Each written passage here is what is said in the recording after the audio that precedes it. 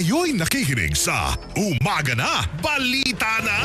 Nanindigan ang ilang miyembro ng House Prosecution Panel na dapat pisikal na dumalo ang mga Senator Judge sa impeachment trial ni Vice President Sara Duterte.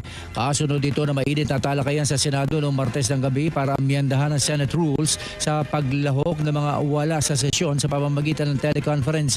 Ayon kay Dinagat Islands Representative Kaka Bag-aw, maaari naman itong gawin sa mga hindi malalaking kaso. Ngunit sa usapin ng impeachment ay kailangan pisikal na dumalo ang mga Senator Judge. Iba namang mga rules kasi din ay inaalaw na din ang ganitong forms. No?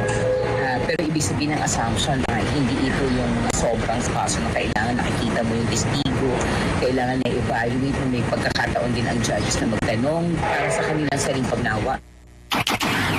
Sinabi naman nila Kabataan Party List Representative Rene Co at Manila 3rd District Representative Joel Chua na makabubuting dumalo mismo sa paglilitis sa mga Senator Judge para makilatis sa mabuti ang testigo at mga ebidensya.